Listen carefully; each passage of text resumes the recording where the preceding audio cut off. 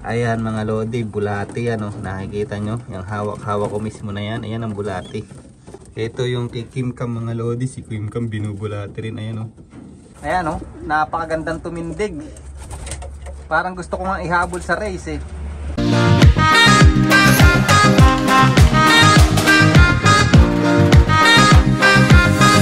So yan mga kalapatids, nakita nyo na naman yung pagmumukha ko. So for today's video, yan last few days is maulan. Laging maulan ngayon at malakas naman ang hangin ngayon mga lodi. Ngayon lang huminto-hinto yung ulan.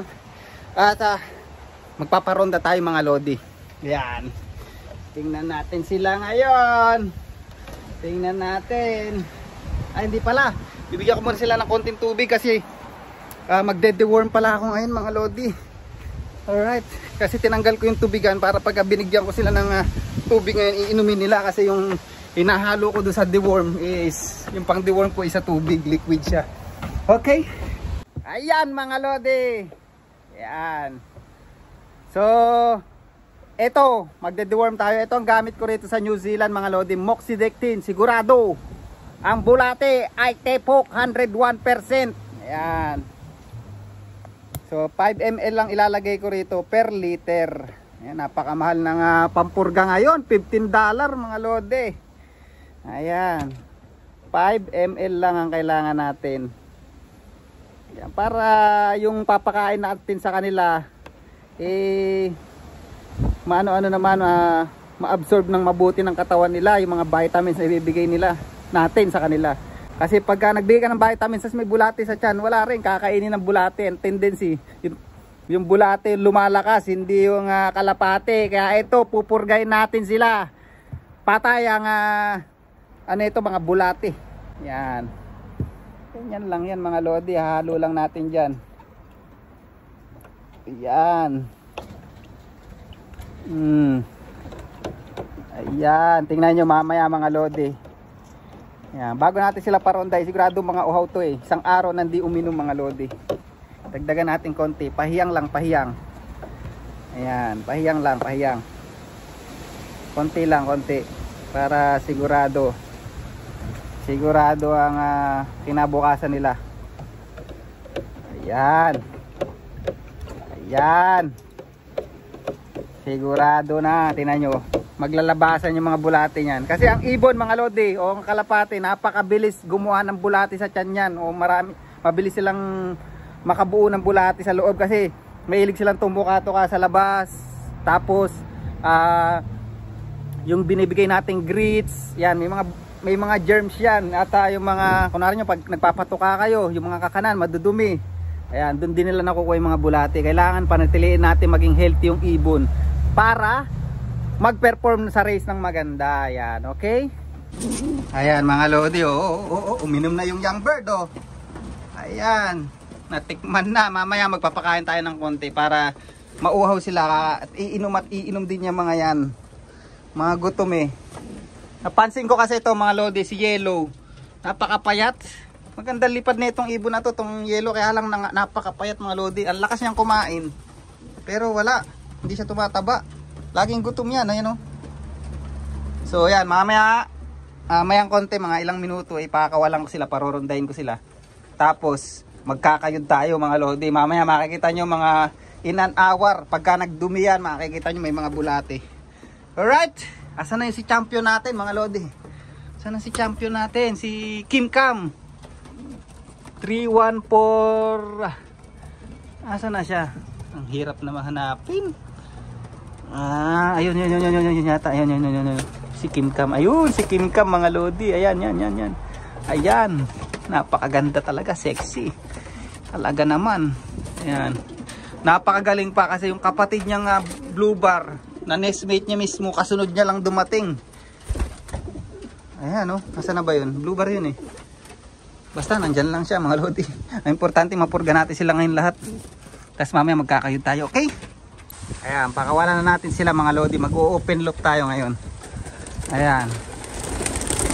Ayan, oh, lalakas magsipitik, putragis. Oh. Ayan, lakas ng hangin. Talaga ma-exercise sila ng di oras yan. Ayan, oh. sasalpok ha. Naku, pati yung young bird lumabas. Ayan, wag sasalpok ha. Yan sila mga lodi. Tinatangay ng hangin. Ang lakas ng hangin.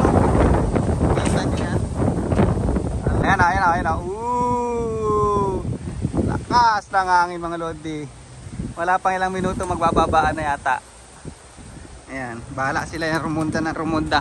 Ayan mga lodi. Tayo ay magkakayod-kayod naman. At sa mga nagtatanong mga lodi, paano daw ako magkondisyon?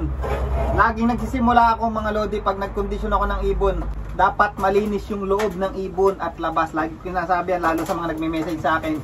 Hindi ko lang ma-reply nyo pangkalahatan kasi napakarami nagme-message sa atin. So, ayan, lagi nyo tandaan, kailangan before ng training or before ng race, ang ibon malinis ang loob at labas. Ibig sabihin, yung loob, yung kung naggagamot kayo, nag-antibiotic kayo, yung respiratory, yung deworming, lahat yan dapat malinis. And then yung labas na sinasabi ko, yung mga kuto, yan. Tapos, inuulit ko na lang yun mga lodi pagka malapit na yung big event, yan. Or yung mga big event talaga, yung mga pang-malakasan. Yan. Yung pagde-deworm naman mga lodi, iba-iba yung pagde-deworm. Yung iba, once lang nag-de-deworm, ako, after 10 days, sinusundan ko ulit. Kung mag-deworm ako ngayon, bilang ako ng 10 days, susundan ko ulit ngayon. Ay, susundan ko ulit na after 10 days. Kasi, yung unang deworm mo, kasi katulad niya nag-deworm ako, unang deworm mo, ang mamamatay dyan, yung mga bulate. And then, after 10 days, na mapipisa yung mga itlog ng mga bulate na napatay mo. Ayun naman yung papatayin nila. So, kaya 2 times ako nagde-deworm. Yan. After 10 days ang pagitan mga lodi. Alright? So, magkayad-kayad lang ako rito. At i-deworm na natin sila, pakakainin sila. So, depende sa sa gagamitin yung pan-deworm. Yung iba kasi bawal pakainin. Pero sa akin, yung ginagamit kong deworm, hindi ito nakaka-apekto sa ibon. Kaya okay lang kahit na kumain yung ibon ko, hindi maapektuhan yung conditioning ko. Yun yung ginagamit kong pan-deworm. So, depende sa inyo kung paano yung i-deworm yung ibon. Ang mahalaga, malinis lagi. Pati yung loop, malinis. Yan. Ayan, pinapakain ko na sila mga lodi. Tingnan natin kung pagkayari nilang uminom mga after an hour kung lalabas yung bulate. Yan. Sa palagay ko, may bulate at may bulate itong mga to. Kasi, tingnan nyo naman kasi isang buwan na yata akong hindi nagpupurga. Yung last na purga ko yata nung before para mag-training. O yung kauna-unahang untos. Ayan, matagal-tagal na rin yung mga lodi. Ayan, tingnan natin mamaya. Ayan, magkaid na tayo mga lodi. Malinis na yan. Mamaya makikita natin kung merong bulati. Okay? Ayan na, ininom na mga lodi. Ayan na. Ayan na, nilalasahan pa. Napaitan mga lodi. Ayan na, ininom na yung pamurga. Patay kang bulate ka. Ayan mga lodi, ito gandang-ganda ako dito sa blue checker na to. Bale kapatid tong sexy tari, ito yung second clutch mga lodi. Ayan napakagandang tumindig. Parang gusto ko nga ihabol sa race eh. Ayan napakaganda. Ito yung second clutch na anak ni Stubborn mga lodi. Ang mga kapatid nito, puro red checker. Siya lang yung nag-iisang blue checker. So yung first clutch niyan, ito, yan, si Sexy Tari. And then yung isa di pa natin nabibigyan ng pangalan nasa red checker din na yun. Yun. Yan. Tapos ito yung kapatid niyan. Ayan, yung red checker na yan. Ayan, tapos ito yung nag-iisang blue checker. Napaka-pogi mga lodi, kak. Tignan yung tumindig. Talaga, astig na astig. Ayan, mamaya yari na silang kumain. Nakainom na sila. Tingnan natin mamaya kung titira mga lodi. Ayan. Kung sisipa yung yung pamurga. Okay? Ayan, bulati yan mga lodi. Ayan, yan yung naibang kulay. Ayan, bulati. Ito yung kay Kim Cam mga lodi. Si Kim Cam binubulati rin. Ayan o. Yan nasa ibabaw ng puti na yan. Yan. Bulati yan mga lodi. Yan. Patay ang mga bulati. Ganda ng kondisyon ng ibon natin ito sa Sabado. Ayan o. Ayan. Ganyan tayo magkondisyon. Kailangan malinis. Loob at labas. Ayan. Pasintabi po sa mga kumakain mga lodi. Ito may bulati rin yan. Hindi lang natin makita yung iba. Alright. Ayan o, bulati mga lodi o. Ayan o. Ayan yung naiiba na yan. Tignan nyo ako ah. Ayan.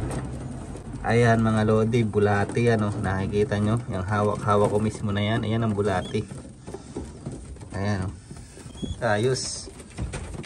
Ang tanong, sana lahat nalinisan natin ng maayos. Ayan sila. Madilim pa rito mga lodi. Ayan, happy ko na at na-deworm natin sila at may mga bulati nga mga lodi. Alright, good job.